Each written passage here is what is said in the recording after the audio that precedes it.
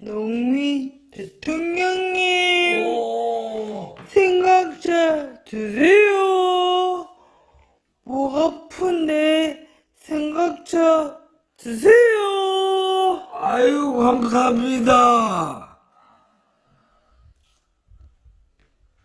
나 대추까지 넣어버렸네?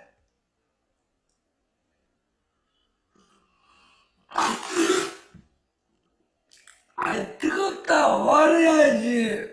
아이고, 감사합니다. 화내는 거예요. 그러면 안 돼요.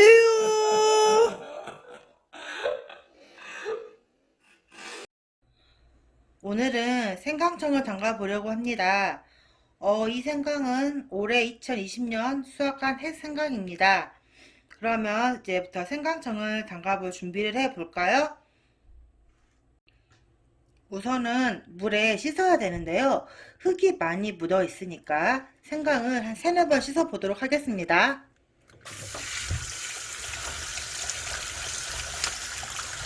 생강을 씻을 때 이렇게 크게 있는 생강들은 뚝뚝 끊어서 나중에 까기 쉽게 잘라주시는 게 좋습니다.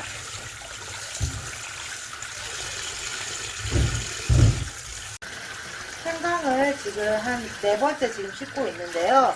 저는 생강은 보통 칼로 많이들 따듬고 이렇게 껍질을 벗겨내시는데 저는 1시간 정도 담갔다가 한번 해보도록 하겠습니다. 이게 생강을 1시간 정도 담그면 껍질이 풀어서 까기가 상당히 쉽다고 하더라고요. 그러면 담가 놓으면 불오기도 하지만 이제 생강에 붙어있던 이물질 같은 게 좀 밑으로 가라앉아서 더 깨끗하게 사용할 수 있겠죠?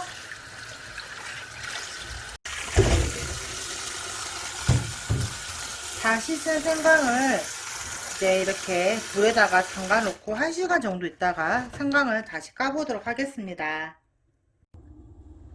자, 1시간 동안 불린 생강을 물을 버리고 이제 한번 껍질을 벗겨 보도록 할게요. 껍질을 벗길 때 이렇게 바가지 같은 거에 홈이 있는, 지금 이건 세로로 놨는데 보통 빨간 바가지, 파란 바가지 이런 건 이렇게 홈이 나 있어요. 그런 홈에 있는 바가지다가 생강을 문지르면 좀 이렇게 큰 이런 부분에 있는 거는 금방 좀 쉽게 벗겨지더라고요. 그러면 이제 이렇게 생긴 이런 짤막짤막한 부분들은 칼로 살짝만 긁어내도 좋겠죠? 한번 해보겠습니다.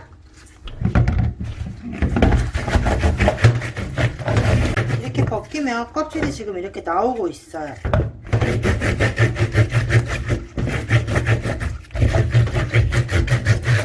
자, 바가지에 넣고 생강을 껍질을 벗겼습니다. 그런데 이렇게 홈이 있는 데나 이런 거 싹 줄기 자른 부분은 잘라내야 되기 때문에 칼질을 한 번 더 해야 돼요. 그런데 이제 하시는 분들 중에 이렇게 하면 이중일 아니겠냐 라고 하시는 분들은 처음부터 불려놓고 칼로 긁어 주셔도 됩니다. 다듬은 생강을 3시간 정도 물을 뺀 상태입니다. 보통은 채를 썰거나 생강을 결대로 편으로 쓸어서 청을 많이들 담그시는데 저는 믹서기에 갈아서 청을 담가 보도록 하겠습니다. 저는 생강을 쓸지 않고 그냥 통째로 넣고 한번 갈아 보겠습니다.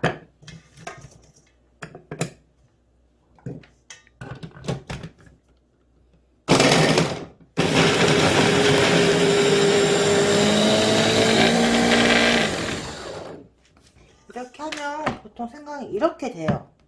보이시나요? 이 정도 그냥 갈아도 청을 담그는 데는 문제가 없습니다.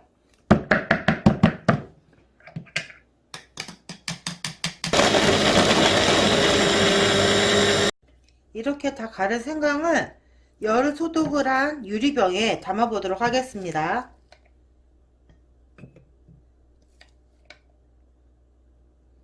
생강을 너무 많이 담으면 꿀을 담을 때 조금 번거로움이 있으니 적당한 양을 담아서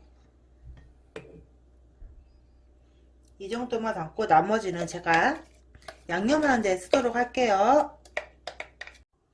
보통은 생강을 설탕에 많이들 재워서 청을 만드시는데 저는 농민 대통령님 목소리를 위해서 꿀을 직접 지인분한테 사와서 담가보도록 하겠습니다.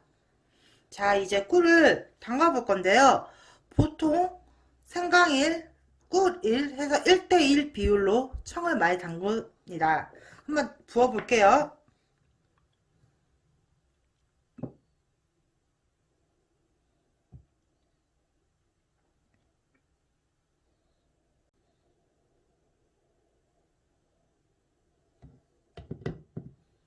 이렇게 꿀을 해놓고 나면 하루 정도 숙성을 시킨 뒤에 냉장고에 놓고 한 일주일 정도 있다가 드시면 아주 좋다고 합니다. 짜잔! 여기 오늘 날짜 써져 있는 게 방금 담근 생강청입니다. 요거 두 개는 일주일 전에 담근 거고요. 얘는 믹서기에 갈았고 얘는 대추와 함께 채를 썰어서 담근 생강청입니다. 생강은 대추와 함께 하면 위를 보호해주고 소화를 도와줍니다. 그래서 저는 대추랑 생강이랑 저렇게 청을 담가 봤습니다. 생강은 수많은 심혈관 질환의 예방을 해줍니다.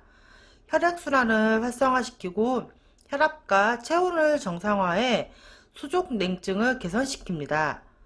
혈관 내 콜레스테롤을 배출하는 등 동맥경화나 고혈압 같은 성인병을 예방하는 것에도 효과적입니다. 그런데 체질적으로 열이 많은 분들이나 치질 질환을 앓고 계신 분들은 생강을 피하시는 것이 좋습니다. 위가 약한 경우에도 속이 불편해질 수 있고 혈관이 확장되어 편도가 좋지 않을 때는 가급적 섭취를 하지 않는 것을 권장합니다. 이상 생강청을 담가 보았습니다.